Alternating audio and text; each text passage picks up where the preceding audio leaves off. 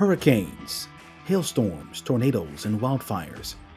These are just some of the weather hazards that displace families and disrupt lives. Many of us are familiar with the scenes of devastation these hazards cause, and the recovery process for affected communities can take months, even years. In the most extreme circumstances, some may never be whole again. This may prompt many of you to ask, what's being done to reduce the risks associated with these hazards? To answer this question, the Insurance Institute for Business and Home Safety presents the Disaster Discussions Podcast. Join me, your host, Armand Brody, as I sit down with professionals in the insurance, science, construction, and resiliency industries who will help us explore the intersection of these hazards with the built environment. We'll bring you in-depth conversations with experts from across the country and highlight how science is engineering real-world solutions for home and business owners to create safer, more resilient communities. Join us for these discussions every month. And to make sure you don't miss an episode, go subscribe to the Disaster Discussions Podcast on your favorite podcast app. We also invite you to engage with us on social media, to ask your questions, share your thoughts, and to learn more about the IBHS mission. From the Insurance Institute for Business and Home Safety, we welcome you to the Disaster Discussions Podcast, where we explore the intersection of severe weather and the built environment. I'm your host, Armand Brody. I want to thank you so much for being with us again, folks. We're so happy that you folks have been tuning us in and checking us out on Amazon and Apple and Google and Spotify. You've also been checking us out on ibhs.org/Disaster Discussions Podcast. And as a reminder, if you could leave us some nice positive reviews and 5-star ratings, all of those things really help us out quite a bit. So if you would do that, we would certainly appreciate it. It's been a joy over the past, about 6 or 7 months now to keep bringing you this podcast. We've spoken with some of the best and the brightest minds across the construction and engineering, weather, and insurance industries. And we've got the same in store for you on this episode. So really thank you for joining us. Really appreciate your interest in this podcast. We believe we're doing something unique. There are tons of podcasts in the world, but not one quite like this that explores that intersection that we talk about so much between what happens out in the environment and what happens with the building industry and with the homes and businesses. So thank you for being with us. We certainly do appreciate it. Well, on the day that we are releasing this, Wednesday, May the 3rd, we've just recently here in IBHS celebrated 50,000 fortified designations. And the majority of those designations for the fortified program are in the state of Alabama. And we are privileged today to speak with a man who knows quite a bit about Alabama, fortified, IBHS, and how all of that comes together for the good of citizens across the state. That man is Commissioner Mark Fowler. He's the Alabama Insurance Commissioner. Commissioner, we want to thank you for joining us on this edition of the Disaster Discussions Podcast. Well, thank you, Armand. It's my pleasure to be here. We have a ton of topics to get to, and of course, we're going to touch on the significance of those 50,000 designations in just a moment. But Commissioner, I want to go back a couple of decades or two, and I want to talk about Mark Fowler, the Auburn University Tiger. And I want to go back, War Eagle, and I want to go back, and I want to go back to Mark Fowler, the student. What can the commissioner tell us about those days? Well, they're a little bit of a blur, Armand. No, I'm kidding. And it's interesting you've asked that question. I actually didn't expect that at all. You can probably see over my shoulder over here is the legend of War Eagle.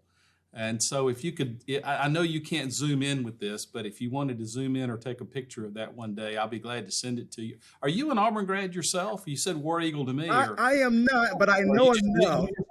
You knew that's like saying have a nice day to an Auburn grad.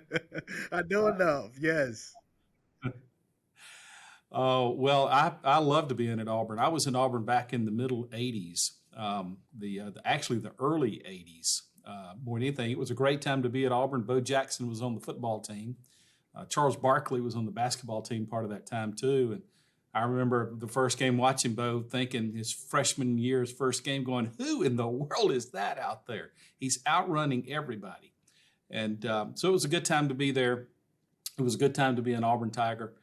I enjoyed it. My degree had nothing at all to do with what I'm doing today. Not a shocker. So often that happens with a lot of folks. They come out of college and they find themselves doing something they didn't expect. I actually was in broadcast communications at Auburn. I was, I thought I was going to be a radio DJ and maybe a television newsman. And I really enjoyed the DJ part of it, working. And it was not talk shows or podcasts. We didn't know what podcasts were back then. Never heard of the internet. And long before any of that was even a dream for anyone, personal computers or anything, or cell phones, the things we can't live without today. We had none of those things back in those days. But we did have great radio, and I loved radio. And I worked at the college radio station actually before I was a student there, which was not really supposed to happen. And so we just didn't tell anybody, and the administration didn't tell anybody.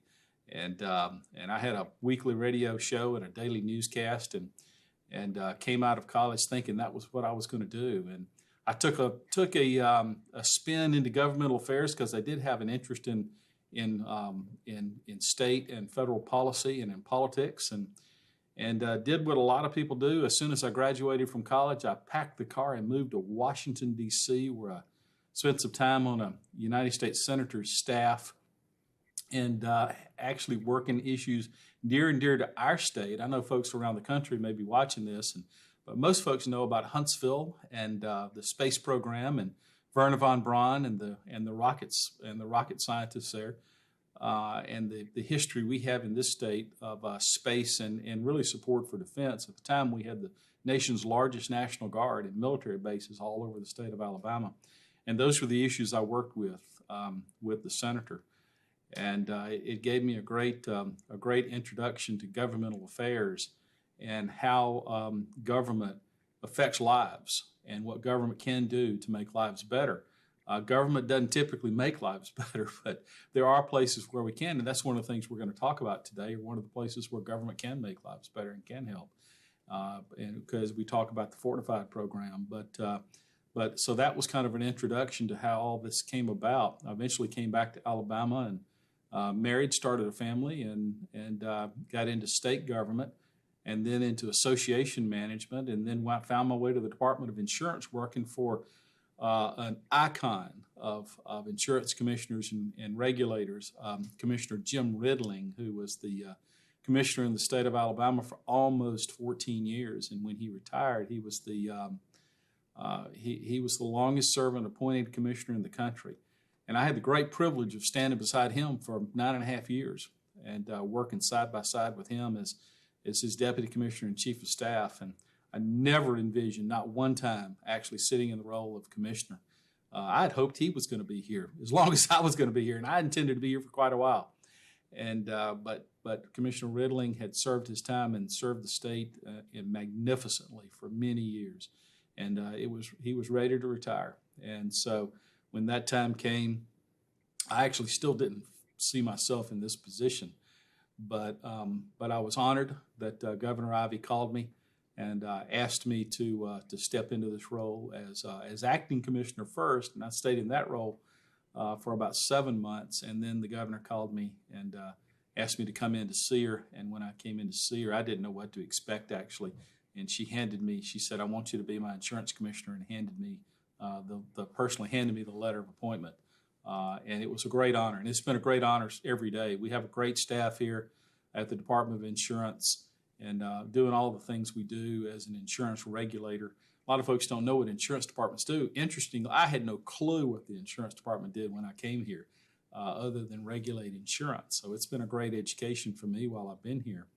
I know we're going to talk about the FORTIFIED program, but I was introduced to the FORTIFIED program when I got here. So, I'm honored to be here in this role and carrying on Commissioner Ridling's legacy and all that we do to work with IBHS in the FORTIFIED program. So thank you, Armand, for asking that question. I did not expect to go into that today. It's certainly not a reference to my beloved Auburn Tigers, and thank you for that.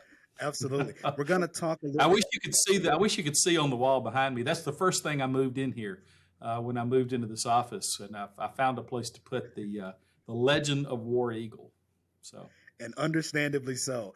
Now we're going to talk about Commissioner Ridling a bit more in just a little while. But I know I want to sort of give you a quote here, and I want to take you back to November 30th, 2013. I can't do this with everyone, but I know I can do it with you. If I start these words, you'll know where I'm going. Okay. So here it is. On the way, no. Returned by Chris Davis. Davis goes left. Davis gets a block. Davis gets another block. Chris Davis, no flags, touchdown, Auburn, an answered prayer.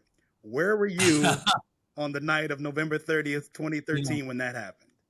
That is hilarious that you would ask that. Every Auburn fan on the planet knows where they were and what they were doing when on the kick six, when Chris Davis ran that kick back against Alabama. I was in a restaurant in Montgomery with my family, my wife and my son, and we were the game was on, and we were watching it, and it had come down to that final second. Actually, we thought the time had run out.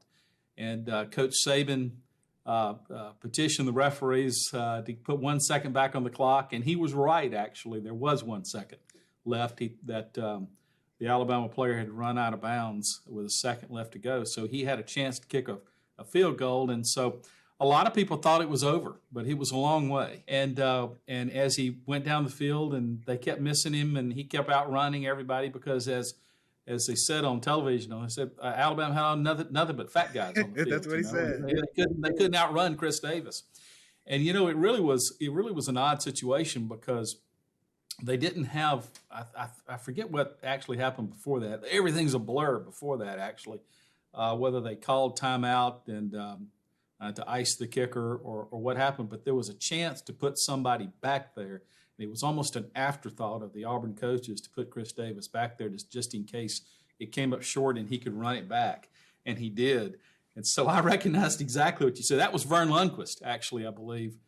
His call, the really great one, if you want to go listen, is the late Rob Bramlett. Yes, indeed. And his call on Auburn radio. That was a classic call.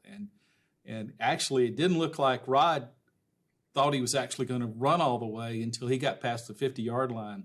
And the line that goes through my head is Rod Bramlett saying, "There goes Davis."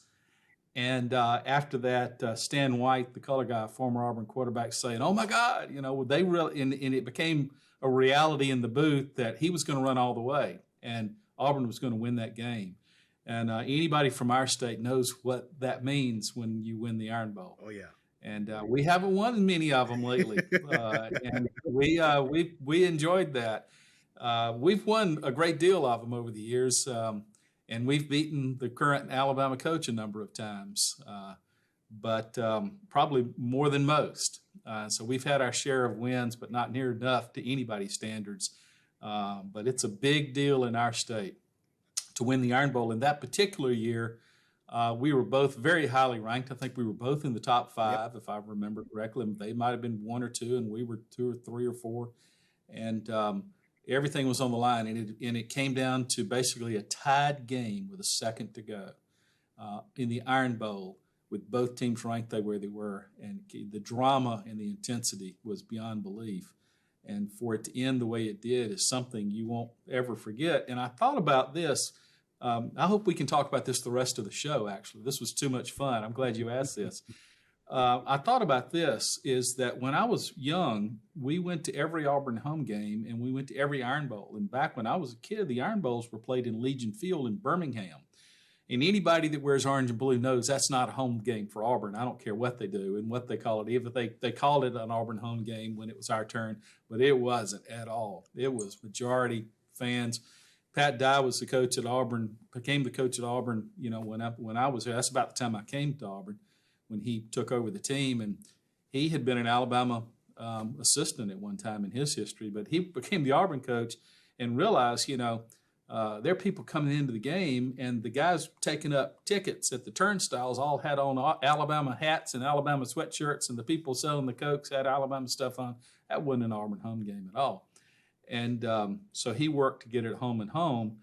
But for years and years and years, it was in Birmingham. And when I was a kid, I was at the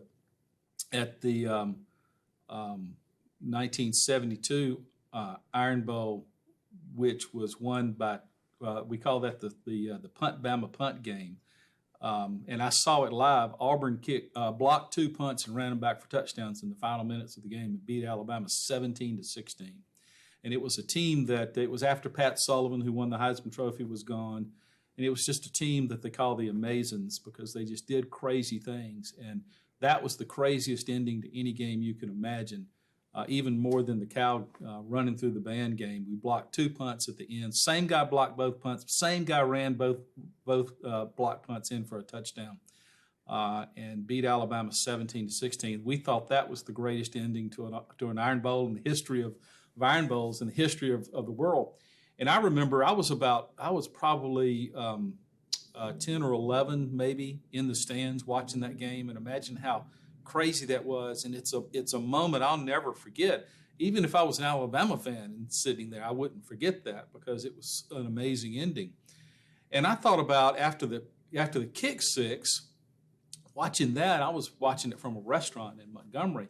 But there were a lot of young people just like I was back then in 1972 that were there watching that and thinking about it. And I thought about them, and I thought about how I felt when I saw it happen, the 2 block punts, the punt, Bama punt, and those kids saw the kick six. No matter what colors you were wearing, that's an unforgettable experience. And I thought it was a great experience as a child and a sports fan to see that live. And the people, the kids in the stands that night will have those same kind of memories probably. And we'll be talking about this when they're 62 years old doing a podcast or whatever that is in those days in the future that we do these kind of things. And somebody asks them about it unexpectedly. They might reminisce back to those days. Those were great days, and I enjoyed growing up in that way. And I enjoyed growing up down here in this crazy football wacko state where we have these 2 iconic programs that battle each other. Actually, it's state law that they have to play in Alabama, if you can imagine that, and they battle each other each year. So it's an unbelievable atmosphere. They've got the advantage right now, but the pendulum always swings, and one day we'll have it. And I hope we'll remember that the pendulum will swing and be good sports about it during those days. There you go. Thanks for asking about that. That was fun. Absolutely. Anytime I get a chance to talk a little football, I got to slide it in there when I can. I'm a huge sports fan. We always have hope. We have a new coach at Auburn this year, Hugh Freeze, and so we have high hopes for great things. And but we'll see what happens. We'll see what happens. And maybe this will be the year Nick Saban retires. Who knows? I think everybody in college football is waiting on that to happen. But if he doesn't, we'll still fight him just as hard and hope to win just as much. But we'll always know it's a fight to the end. But the Iron Bowl is a fight to the end, no matter who's on the sidelines coaching, no matter who's in the field playing. It is that kind of thing, that kind of game.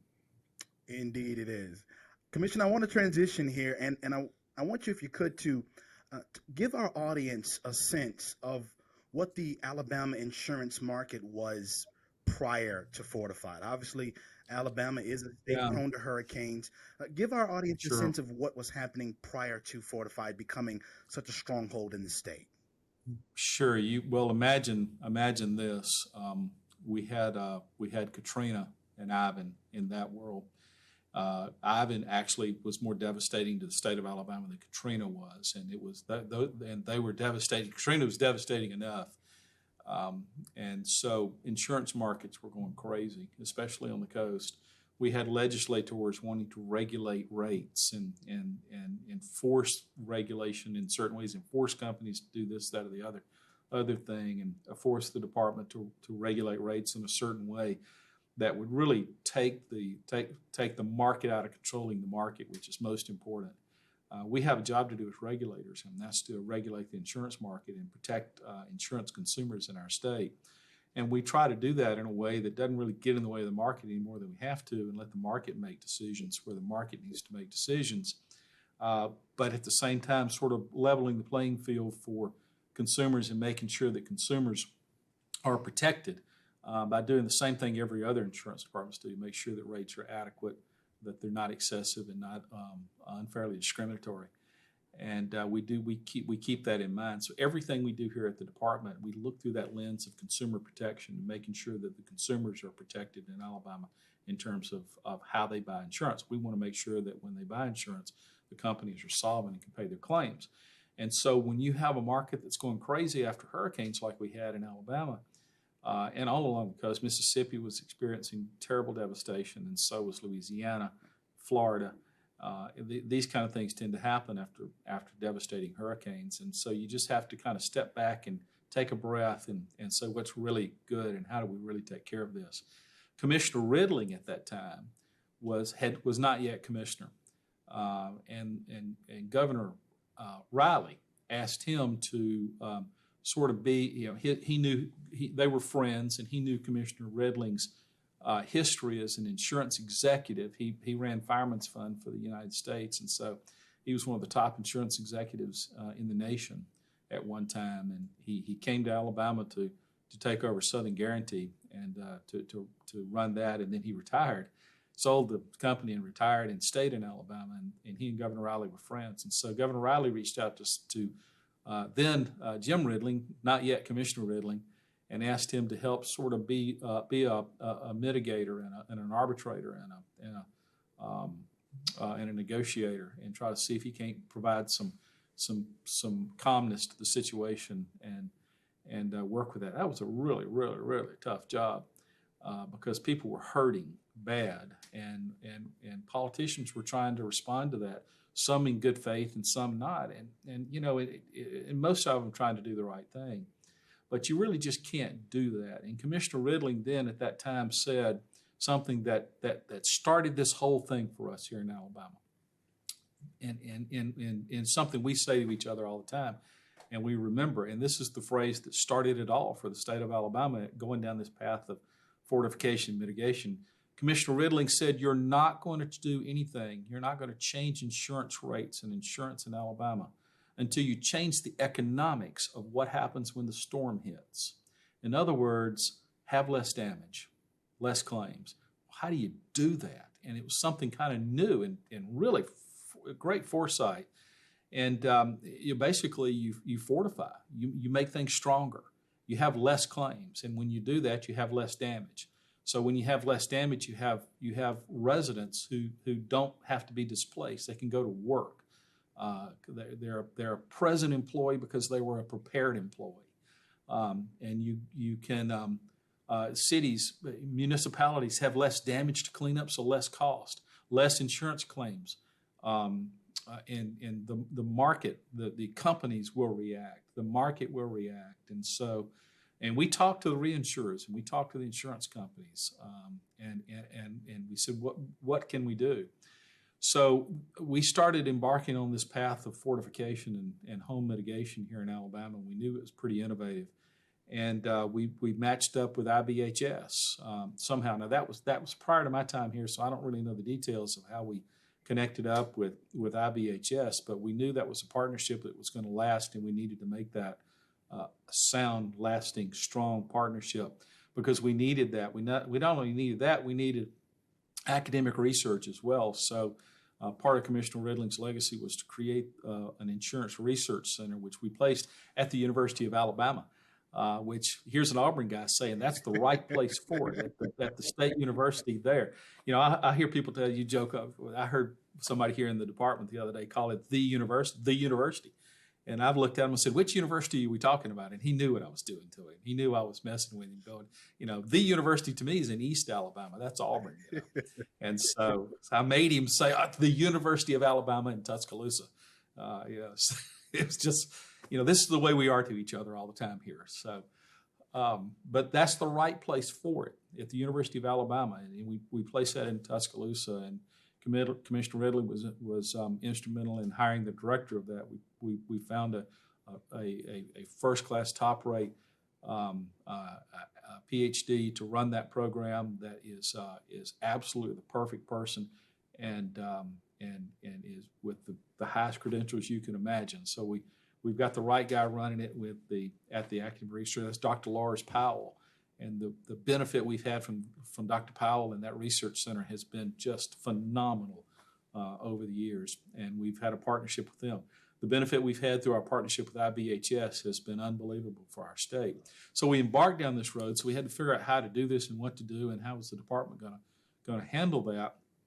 Commissioner Riddling, with his deputy at the time, Charles Angel, who had run insurance companies himself and was actually an actuary by trade and a P&C actuary, and but one who also had been involved in the management of insurance companies as well, was at the Department of Insurance as deputy commissioner and chief actuary, and the two of them together kind of figured out how this worked. Charles Angel hired Brian Powell, who was at the department in a different division, to take on this new effort here at the Department of Insurance. And we called it Strengthen Alabama Homes. We passed a legislative act to create the program, and we created it, and they created it basically as a state granting program where we would grant Alabama residents the money to fortify their homes, and we would simply do that. And we sought buy-in from industry, and we pulled together a broad-based coalition of industry and academia, IBHS. So it was a public-private partnership that we put together. Now the Strengthen Alabama Homes program is a state program run by the Department of Insurance, but we have all kind of partners involved in that. We partnered with Habitat for Humanity a great deal through this. IBHS, the partnership with IBHS is one we hope will last for decades and more, infinitely. We partner with other groups. We partner with industry. We partner with local governments, and put together a program that has just worked phenomenally for us. It took some time to get it all together. I think the act passed in 2012, I believe. Maybe it was right before I came to the department. I came to the department in 2013, so I walked into the act already being passed. But we had a real job to put the program together after that and get a lot of buy-in. The industry supported it because they obviously saw the benefits that come from fortification to their industry. And there's more to come with that as well. We created also something to provide some incentives to residents to get involved in the program through the wind mitigation discounts that were also put in the state statute as well. Basically, when you fortify your home, you can get tremendous discounts depending on what all you do to it and what level of IBHS fortification you go to. Get tremendous discounts to the wind portion of your homeowner's insurance premium. Now, down on the coast, that's a big amount. I mean, they can take a grant and pay for the grant, if they have to put their own money into it, and some of them do because it exceeds what we're able to do. They can pay for that through that wind mitigation discount grant in short order down on the coast. Now, the farther north you go in the state, they get smaller and smaller and smaller, even though we have tornado issues in central and north Alabama, probably more than South Alabama, but we have a huge tornado issue. Anybody who watches the films of the 2011 tornadoes in Alabama knows, and speaking of Tuscaloosa, that was one of the ground zero areas for their tornadoes there.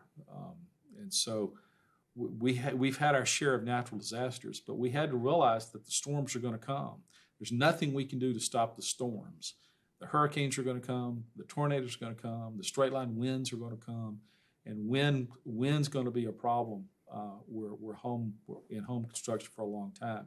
We partnered with IBHS because that were the experts that were figuring out how to actually do this and setting the standards that we were going to adopt, because we also had to identify the standards that we were going to use for the program as well, and there was IBHS, and that was a perfect partner for the department in the state of Alabama for this program. So we put all that together, and I think the program launched in 2000.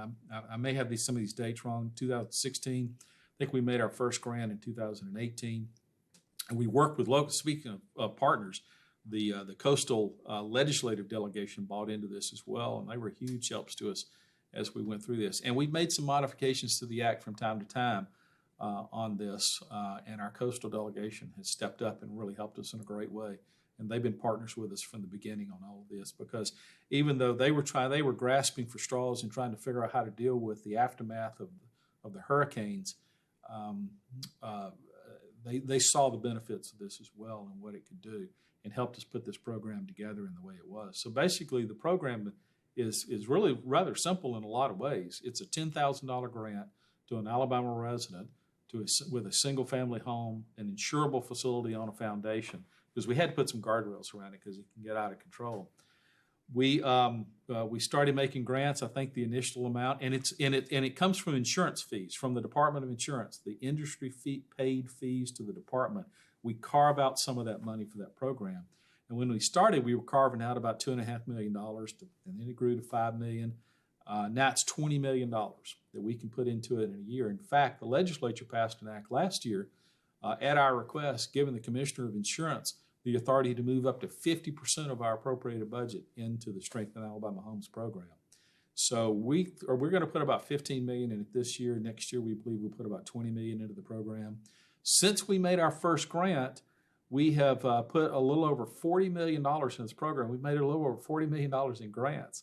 So we're celebrating the 50,000th fortified home in the nation in Mobile.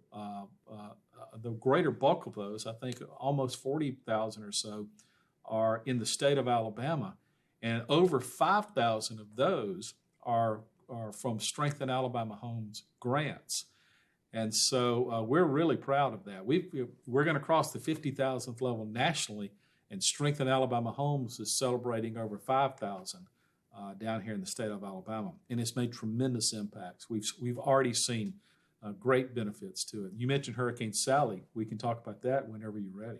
Sure. We're going to get to Sally in just a moment. But Sure. I want to read you this quote from Governor Kay Ivey. And it kind of goes to what you were just talking about. You mentioned at least 7 or 8 times, I think, in your last handful of comments, you were talking about partnerships. And now, this is a great thing, because I want to read this quote here from Governor Ivey to sort of underscore your point. Alabama understood that we can make our homes and businesses stronger, so more of us can come through the next storm with just minor damage, allowing our towns and our state to recover much faster. Led by the Department of Insurance, Alabama was a first mover in recognizing the fortified construction standard. The fortified construction standard provides a roadmap to more resilient communities.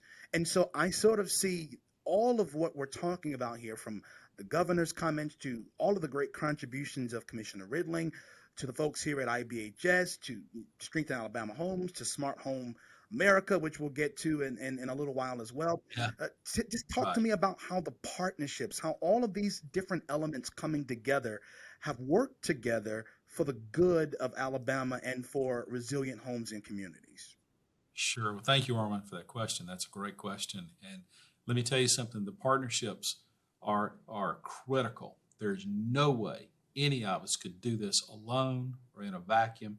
It has to be done through outstanding, strong, well-configured partnerships of everyone pulling the wagon in the same direction. If that had not been the case, this program would never be successful. You mentioned Smart Home America. Smart Home America has been critical to our success. The National Association of Insurance Commissioners as well, NAIC, heavily involved in all this and heavily supportive of all we're doing here, and encouraging other states, and other states are getting involved in this now. Habitat for Humanity, local municipalities. We've been involved with IBHS, Habitat for Humanity, the City of Birmingham, and Protective Life, and Smart Home America, and so many others working together on a program to fortify well over 100 homes in 5 historic neighborhoods around the brand new Protective Stadium in Birmingham, Alabama. And Protective Life has been at the forefront of that with the Department of Insurance and with IBHS and with Habitat and the City of Birmingham and Smart Home America. We've all been pulling the wagon same together. And that program has been wildly successful in that area and enjoys great support. So it's not just, and that's not in the coastal areas of of Alabama. We started this down in the coastal area with all this happening in Mobile and Baldwin counties. The legislature some years ago gave us the authority to move that program statewide. And now I think we're in almost 30 counties, 27, 28, maybe close to 30 counties in Alabama. And in Birmingham, that's in north central Alabama, and that program has been extremely well done. The partnerships that we have forged through this program have been the way it has worked. It would not have worked without the support and the efforts and everybody pulling the wagon together.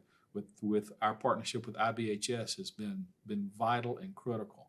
With Smart Home America, with NAIC, with local municipalities and Habitat and all the folks that I've talked about, and on special projects like the one in Birmingham with Protective Life. That project is called Protecting Good. There's no question that's been a huge success.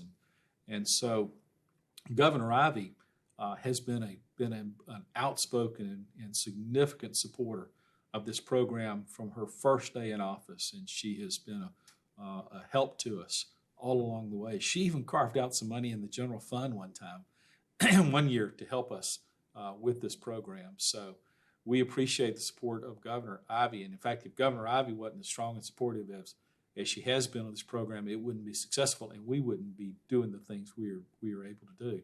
Governor Riley was largely supportive of this as well. He was a huge supporter of the program, as was Governor Bentley, and now Governor Ivey took the mantle and has let us really take this and run with. So we couldn't be more thankful of the support we've received from our governor here in Alabama on this program. Well said, Commissioner. I want to ask about Sally, as you mentioned. We did a webinar back in 2021, I believe the fall of 2021, talking about Fortified's performance when it comes to Hurricane Sally. And at that time, I was in this studio, as a matter of fact, talking with Ian Jamanko, our lead research meteorologist. And I mentioned something to the effect of there are quizzes, there are tests, and then there are final exams. And I think Sally represented a final exam for the state of Alabama. But Fortified performed so well. And I want to just sort of set the table for you to really dive in on the significance of Fortified, especially with that stiff test presented by Hurricane Sally. Well, that's a great question, Armand. It's a great statement, and you're exactly right of how this came out. You know, you don't want a hurricane. You don't want a tornado. You don't want these storms, but the storms are going to come, and you have to realize that. And this whole program is about being prepared for those storms and how we prepare for them and how we get ready for them. So when Hurricane Sally came through Alabama, it provided a real live field test for the Fortified program that we had not had before in Alabama. We knew through research, we knew through testing, we knew through all the work IBHS does that this was good technology. But it hadn't been through a hurricane. And then Hurricane Sally came, and they got a real life field test. And we were so excited. We were not excited about a hurricane. We were not excited about the damage Hurricane Sally put on the state of Alabama and the devastation that comes with something like that. But if there's a silver lining to any of that, it's the way the Fortified roofs performed after in Hurricane Sally and in the aftermath, going back and looking at that. You could look at aerial photographs of neighborhoods and see all these blue tarps all over the place, and then you saw these sprinkles of the whole roofs, the black roofs out there, and you could look at that. And we've been able to verify with IBHS's help that many of those were IBHS fortified homes, and many of them constructed with Strengthen Alabama Homes grants. And so they performed as advertised. And, you know, that's always a good thing to be able to say. They performed as advertised, and that's exactly what we needed. But some of the important parts of that, not only the great benefits that came from knowing we had these residents here who did not have the devastation that they could have had they not been fortified. Residents that could get up and go to work the next morning and not have to be displaced, not having a bunch of debris all over the place that local communities had to spend money to clean up, where there are insurance claims that didn't have to be filed on many of these homes. One of the great parts about this is Governor Ivey herself, already a supporter of the Fortified program, went down to the coast and toured the areas of damage in the areas that where Hurricane Sally went over, and she saw in real life and in real time the fortified roofs and the benefits that came in those all those blue tarps. IBHS President Roy Wright tells a story about somebody asking about how do we tell what the fortified roofs are, and he said, "Well, we've color coded them for you. You know, the blue ones are not fortified. The ones not blue are the fortified homes." Governor Ivey and our legislative leaders from that area and the legislative leadership in Alabama got an opportunity to actually see that in real life. They saw it live. And they came to us and they said, "What can we do to help the Strengthen Alabama Homes program? How about that?" That was amazing to be able to get that kind of request. What can we do? At that time, there was so much demand for the program. We had a huge backlog. We had thousands of grants we couldn't make. There was just a backlog of people. The demand was so high for the program. And they came to us and said, "We're going to do whatever it takes for you to break that backlog." And they helped us get through that. And sure enough, in a year or so, that backlog was gone, and we're now making new grants for Strengthen Alabama Homes. And in Hurricane Sally, as devastating it was, and as bad as it was to have a hurricane, that was the silver lining in all of that. And the demand for these grants from day one have been massive. We can only give out so much because we only have so much money, but we'll put that out. We have a great website, strengthenalabamahomes.com. that you can get to by going to the Department of Insurance website, which is ALDOI.gov, that's GOV.gov, and you can find the Strengthen Alabama Home site from that.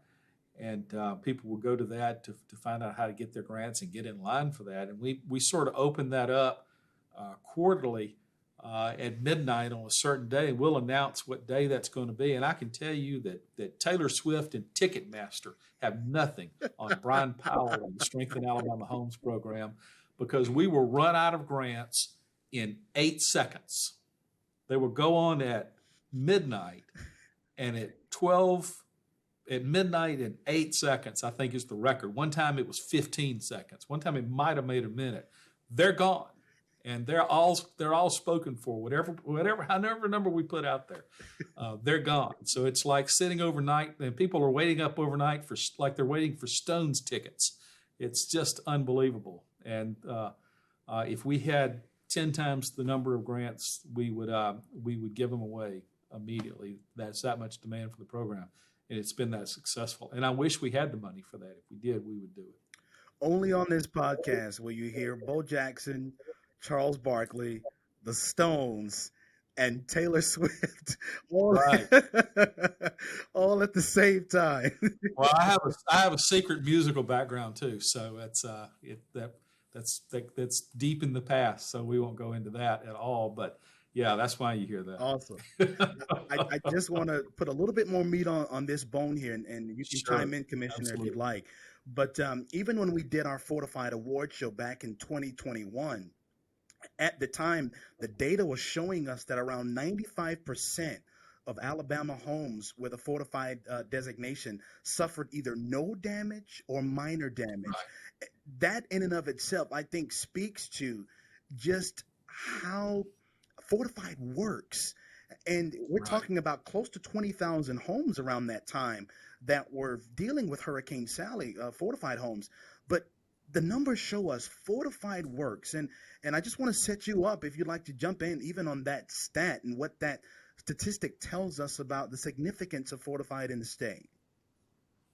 Well, it's hard to give a better stat than that, and that's just evidence right there that we should probably put on billboards down there and all across the state of how sound this technology is.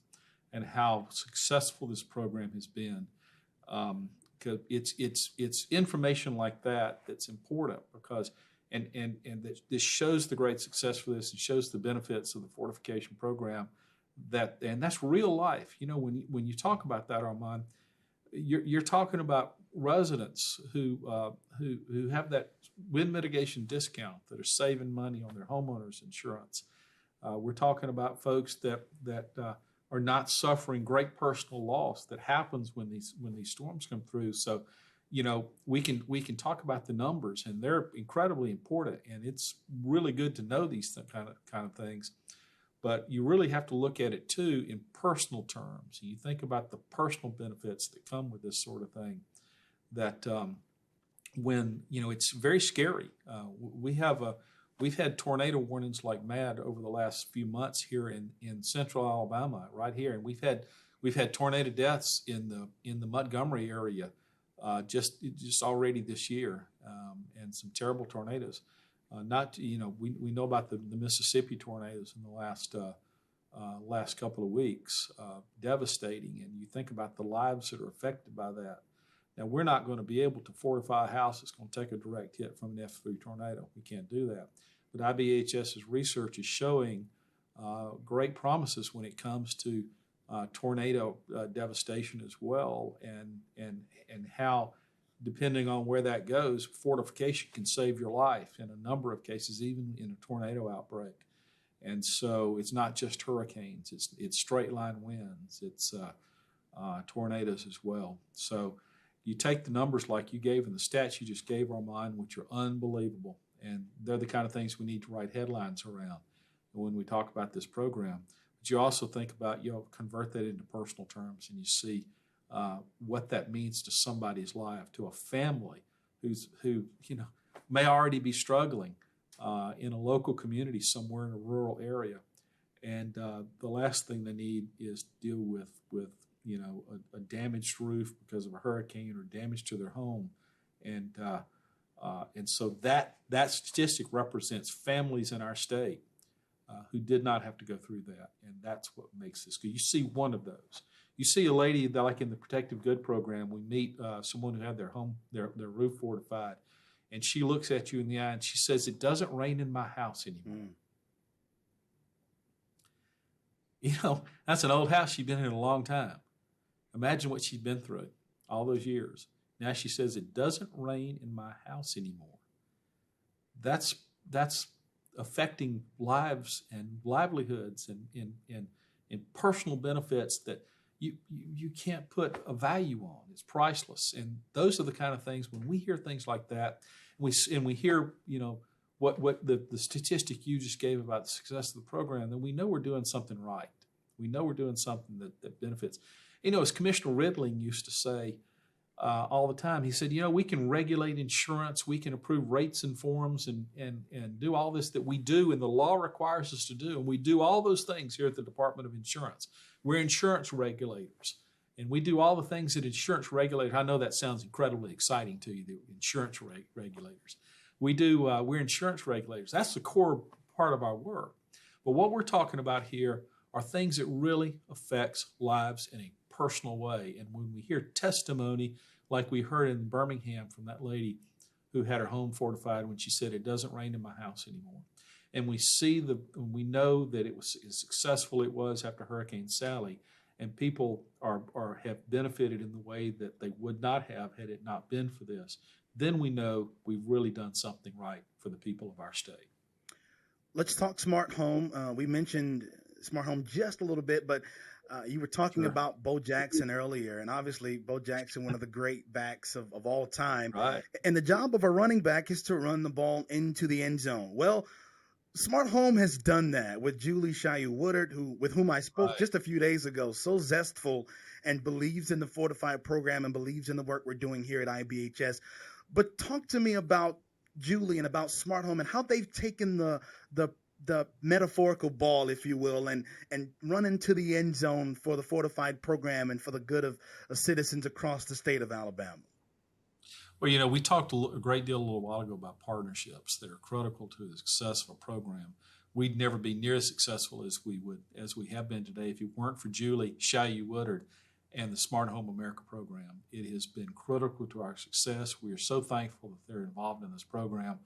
It's not just here in Alabama. She works in other states as well. But we know, she's true to her word. She has great resources. She has great knowledge of all this, great knowledge of how this works.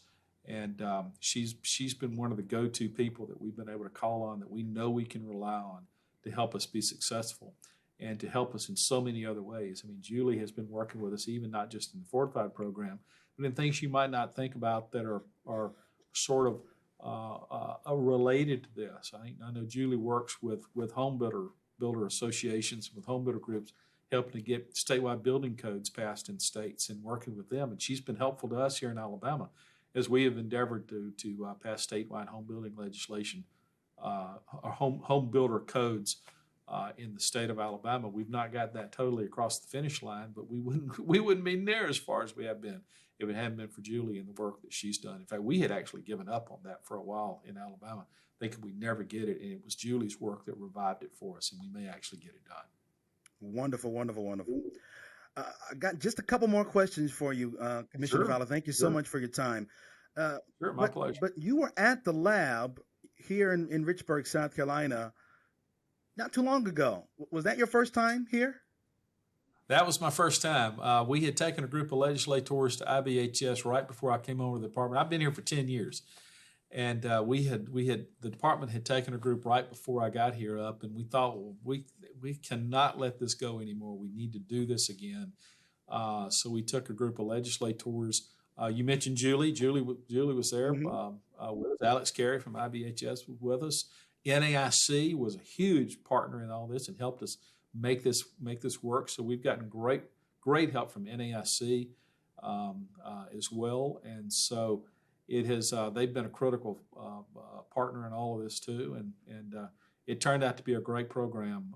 We hopefully will do this on a much more frequent basis. I'm not sure what that interval is going to be, but we know we're going to shorten that up quite a bit. Maybe do this every other year or every year or something like that, where we can take some legislators up to the research facility and let them see it in real life. And I can tell you that every one of those, we took 6 Alabama legislators. We were also accompanied by 2 from Louisiana as well, and some of the folks from the Louisiana department, because they're creating their own program in Louisiana modeled after Strengthen Alabama Homes. So 2 of their legislators had the opportunity to see it as well. All 6 of those Alabama legislators that went with us have stopped us since then, have told us how much they got from that, how much they appreciated that. And one was a new senator from South Alabama who's an insurance agent. And so he brought a lot of knowledge to the table of the insurance side of this. And they have all talked to us about how much they appreciated that, how much they got from it. And we appreciate them being there. So that's invaluable to us as we move forward. And we appreciate IBHS putting that program on for us. It was fascinating to see all that we do. I've been hearing about it all this time I'd been here, but it's the first time I had an opportunity to see it live, and I can't wait to get back and do this again. And most important, we had grits. Yeah, I said something about that, and y'all are reminding me about that. Wow, you had grits, but you are in South Carolina. You were in North Carolina. You're kind of close to the line there, so you guys know about grits in the South, and you knew how to serve. We had Louisiana and Alabama at the table. Y'all knew how to take care of us, and we appreciated what you did for us. And they were good grits too, by the way. Just so they you were. know. but you make a compelling point here, and I'd like for you to talk about this, Commissioner. Sure. That other states are looking at Alabama. They're looking at Strengthen Alabama Homes. They're looking at the FORTIFIED program, and they're saying, we want a piece of that. Can you talk about maybe conversations you've had with other insurance commissioners and other leaders across other states about what's been happening in Alabama and how those states can become a part? Sure. And we're really excited about this part of, well, they say the greatest form of flattery is imitation. We've got several states out there that are looking at the Alabama program now and looking to create a program in their own state. Like I said, I mentioned Louisiana a minute ago. Louisiana, I talked to Commissioner Donlin from Louisiana last week. We were together at an IBHS meeting in Louisville, and he said, we are copying this program bit by bit. We're just an absolute straight ripoff. We're going to put it in Louisiana. We've seen how well it works in Alabama. Our program director, Brian Powell, has taken the ball and run with this program like you can't believe. He's been the perfect person to run this for us and has become almost the ambassador for fortification in the Alabama program. I think he's been up to IBHS. We're worried. I'm going to put a rope on it to make sure he comes back and y'all don't keep him, because he's been critical to make this to the success of this program, and a great ambassador for it too. And states all over the country are calling him to see what we're doing in Alabama that's working, to see how they can do that. And states that you might not expect not just coastal states with hurricane issues. Connecticut has been looking, they have hurricane issues there too. They are a coastal state too, but Minnesota has been talking to Brian in the Strengthen Alabama Homes program as well, and several other states that are interested in those kind of programs. And it's not just wind fortification either. Other states have other perils that they're trying to mitigate against as well, and that we have been working with, not just necessarily implementing a copycat to Strengthen Alabama Homes, but their own type granting program for their own perils to do it in their own way, but using the same principles that we're using here in the state of Alabama.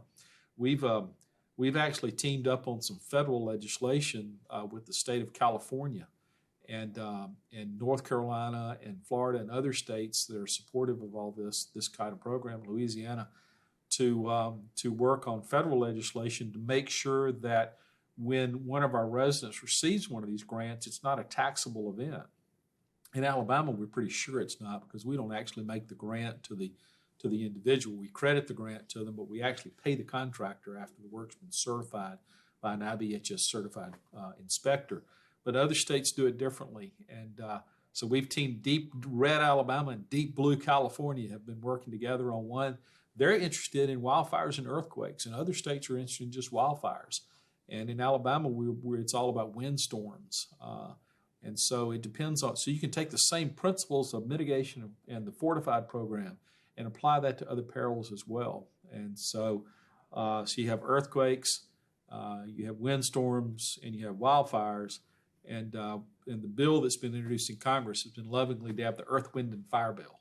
So trying to move that through. We almost got it through last year. We hope that in this current Congress we'll see if we can get that bill passed, and we'll be working with those states again to get that bill moved through. Hopefully we'll start that process back up soon in the current new Congress. Commissioner, you've been so gracious, and want to get ready to get you out of here. But I just want you, if you would, to sort of put some context to the 50,000 number. And you've mentioned it a little bit, but 50,000 designations, it's reason to celebrate. It's why our team's been out in Alabama, and as of the time that this will be recorded, we will have just had our 50,000 celebration out in Alabama. Wow. But put some context to that number, if you would, please, Commissioner Fowler. Well, it is an amazing figure that when we started all this and started on this path of fortification, started working with Roy Wright and IBHS and Julie and Smart Home America and all the other groups that we've partnered with on this program, and is sort of turned Brian Powell loose to kind of make all this happen here in Alabama, and brought Lars Powell to Alabama to help to run the research center. It's sort of, I don't know that we ever really envisioned 50,000 homes, certainly not this quick in Alabama. We're working hard, and all of a sudden here we are, and we're looking at each other going, wow, this is an amazing milestone. Can you imagine 50,000 fortified homes? Well, one day we hope very soon it'll be 100,000, and then 500,000, then 1 million. Imagine how the insurance marketplace will react when we get up like that, and those kind of numbers. This is an incredible milestone that deserves celebration, because so much work from Roy and his team at IBHS, and from Brian and Commissioner Ridling's legacy here in Alabama, and the support we've had from our governors here, Governor Ivey, and before her Bentley and Riley, and the great work. And Governor Ivey has just been unbelievably supportive of us here in Alabama. And all those things have gone together, and the legislative support we've had for this program has been unbelievable. And so all that has come together in our state and nationally with IBHS for this day that we're going to have here very soon. By the time you air this, we will have had it in Alabama, and celebrating this incredible milestone. It's a testament to the belief of how good this really works, and it's a credit to all those who've been involved in the program, not just guys like me or Commissioner Ridling or Roy Wright at IBHS, but all the folks who work in those organizations, the residents and the contractors that are involved in doing the work and actually putting these roofs on, the guys that hammer the nails into the decking, and the researchers have gone together to put these materials together, and the researchers at IBHS who do all the great work they do. This has not been just a program for guys like me or Commissioner Ridley or Roy. It goes all the way down to there, and the thousands and thousands of people who've worked to get to this point. It's tremendous that we are here, and it's worth celebrating. And I hope very soon we'll have another celebration when we get to 100,000, and another one when we get to 500,000, and another one when we get to 1 million. And I hope I'm around to see that. And the rate we're going, I'm pretty sure that we'll see that soon. So I'm glad of that. So it's something IBHS and the state of Alabama and our department and Smart Home America and NAIC and Habitat for Humanity and Protective Life and the Protective Good Program, Birmingham, and all the partners and the legislators in the Alabama, in the coastal areas of Alabama, and the leadership who've supported this program, all the people that have been pulling this wagon, and the governors that have supported, all the people that have been pulling this wagon to get to this point. It's a great time to stop and celebrate some great achievements, and the residents who have supported the program and have applied for the grants and have gone through the process, and the contractors and inspectors. There's too many people to count that have helped us come to this point. So it's a good thing to stop and take a look and take a breath and take a look at the good work that all these people have come together to do. It's not just been a few, it's been a lot. Indeed it has. Commissioner, is there any last word from you you'd like to share with our audience here? Well, thank you. Yeah, Armand, thank you for this time. It's been a pleasure talking with you about the Fortified program and about my beloved Auburn Tigers. I had no idea we were going there today, and we appreciate that and the time that you guys put together. We appreciate so much all the partners that we all worked together on this program. It's been a great experience, and we look forward to great things to come. So thank you for your time today, and thank you for asking me to be a part of this. And thank you, Commissioner Fowler, and your entire team and so many across the state of Alabama for their belief in the Fortified program. And the success of the Fortified program means safer and stronger homes for families. And what's more important than that? There is nothing more important than that at all, and that's what we're doing here. We're trying to make lives better, and homes safer, and families safer. And there's just there's no better feeling to know that we've accomplished that in a lot of ways. And we look for great things to come for the program. Yes, we do. Commissioner Mark Fowler, I want to thank you for joining us here on the Disaster Discussions podcast. My pleasure. Thanks for listening to the Disaster Discussions podcast, an IBHS production. Subscribe to our podcast on your favorite podcast app, or watch the podcast on our website at ibhs.org/disaster discussions podcast and the Insurance Institute for Business and Home Safety YouTube channel. Connect with us on our social media pages on Twitter at IBHS_org, Facebook at facebook.com/IBHS.org, and on Instagram at IBHS_org. For more great content from IBHS, including ongoing research efforts happening at our facility, episodes of our podcast, and more, visit IBHS.org.